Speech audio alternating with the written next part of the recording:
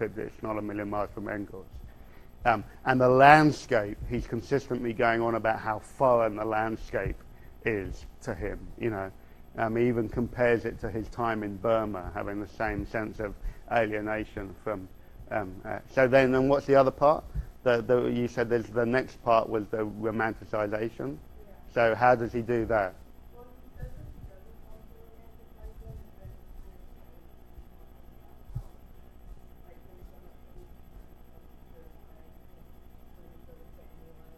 Mm-hmm.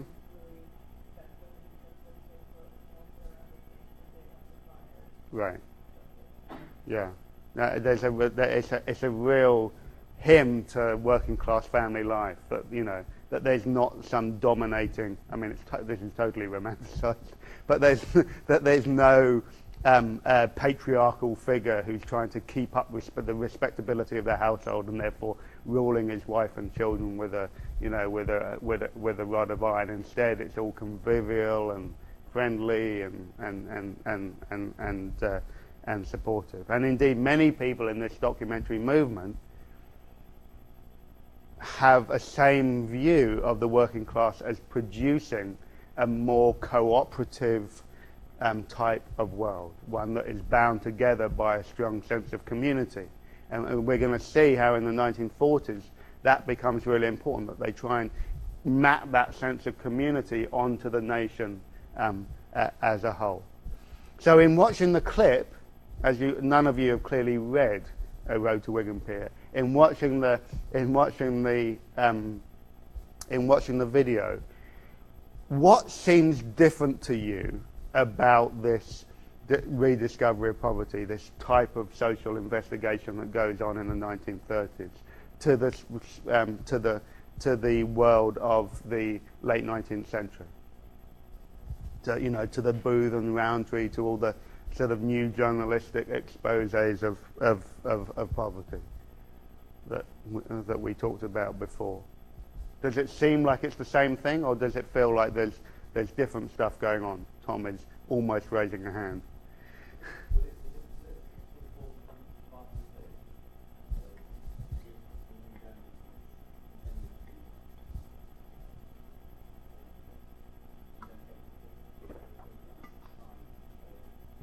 Mm-hmm.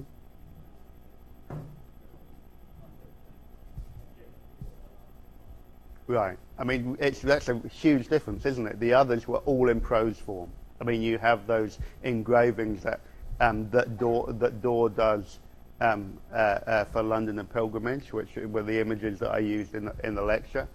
But they're all prose forms. Yeah? They're all about, and if you remember, many of them were about the sufferings of women and children too. Yeah. So the radical difference here is partly one of form. So what are the forms the new forms that we're talking about? Tom's talked about photography, the images. What else? Yeah, Nicole?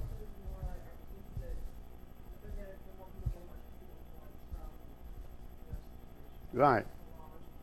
Right. Very important. This provides a real moment for modernism, for modernist art forms in Britain. The Composer on Night Mail, you know, the film about the post office, was composed by Benjamin Britten. The poet was W.H. Auden. You know, the artists up in Bolton, you know, experimenting with art forms, all very much in the modernist tradition. So this is they're pushing at the boundaries of the art forms that they're using. And the invention of documentary film is a great example of that. And radio, you know. Radio is a huge new thing. So you have photography, people like Humphrey Spender. That's a great set of photos. I think I put a link up to that on the website. So, I mean, they're really stunning photos. Film, radio, all of these things are basically new. What's familiar, though? What's the same as the late 19th century type of investigation and exposure of poverty? Yeah. Mm-hmm. Mm-hmm. you're right that they are trying to expose the conditions of life in the industrial north. Is it as sensational as, you know, the stories of Sims and Mearns and all of that stuff? Is it? Are they going for the sort of shock storyline?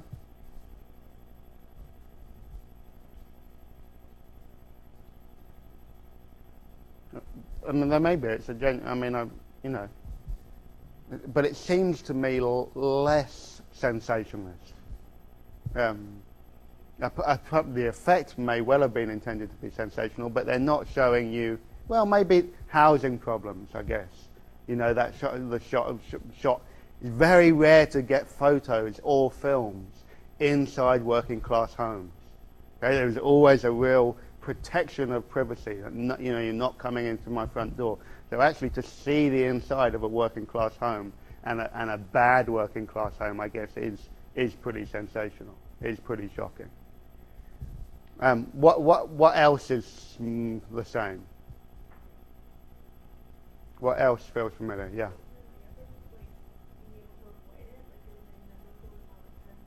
Mm-hmm.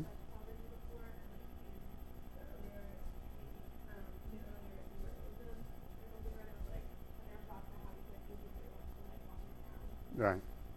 Right. But where were most of those studies? They were where? Yeah, they were all in London. So the geography of this is really, really different. This is about the north. Yeah.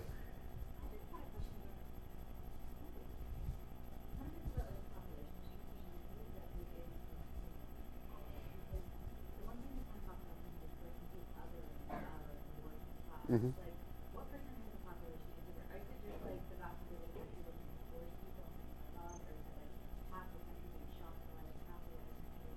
Right. Yes, is the answer. I mean, we're talking about, you know, say 30% of the people in the sort of in the middle classes, and we're talking about those people. But we're not talking about the aristocracy. We're talking about those. You know, it's often the university educated middle classes. You know, the professional classes who are watching and reading this stuff. You know, which the rest of the country is essentially working class, and would not have access to this. One thing you need to know is that these movies are not on general release. You don't go to your movie theatre to watch a couple of documentary films. You know, that would not have brought the punters in. Yeah. Mm-hmm. Yeah.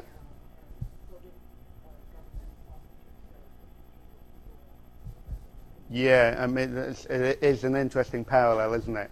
The General Post Office was the film unit that sponsored a lot of these films, um, but that's the only type of state involvement in this. I mean, it's a significant one, obviously, because the costs of filmmaking were considerable. But the photographers and the writers and the artists are all doing this off their own back, and the people who go up to Bolton, Worktown, do it, you know, at their own cost. They're not being paid to go up there to work.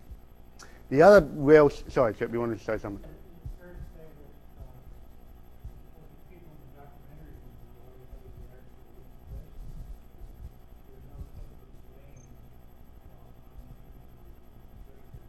Right. Yeah, no, absolutely. And these people, as you're going to see, become very, very influential in the Second World War. All of these people basically end up writing propaganda for the Ministry of Information, providing the sort of image of the British war effort.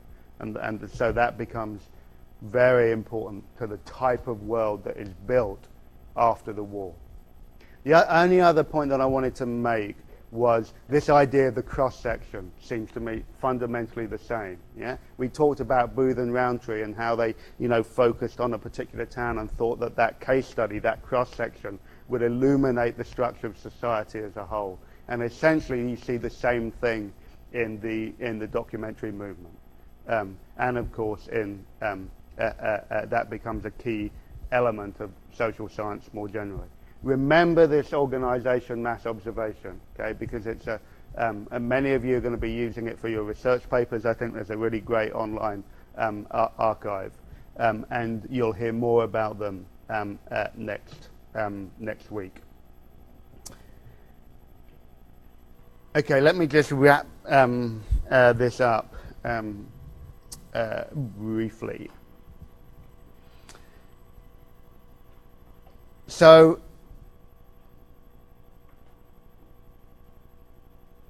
it's really important that this huge barrier opens up between the North and the South.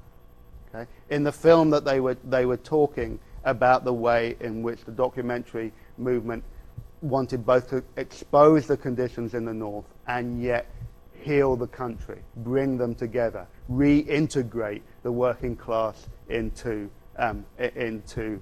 British society. But the fundamental question that we have to have when we read and watch and listen to the work of the documentary movement is, do they get the balance right between, on the one hand, their recognition of the alien nature, the strangeness of the world of the industrial North, with their repugnance or contempt for it? Clearly they're sympathetic, they're politically sympathetic. The question is, can they get over their own sense of class superiority? And it's a really important issue that when you read and watch this stuff, you really have to try and figure out quite what the balance is. And I'd remind you that even if you think that people like Orwell can't overcome their class position, can't overcome their slight repulsion of the working class because they smell and they're dirty, and etc., etc. Nonetheless, the intervention that they have made is politically hugely significant. Okay? So even if you feel like their project was flawed, it nonetheless has real political significance that I think we can't overemphasize. And their legacy is important in three different ways, I think. One is that they expose the level of ignorance in civil society. They expose, and I'm going to be talking about this on Tuesday, the way in which the media were not portraying life as most people lived it. Okay? And so they have an important role in expanding the range of public debate. Second reason they're important is because they valorize this sense of community. Okay? And they want to try and extend that idea of community to the country as a whole. Okay? And as Chip said, one of the things here that we're getting at is this idea that people are poor through no fault of their own, and that the welfare should therefore come as a right, not as a punishment.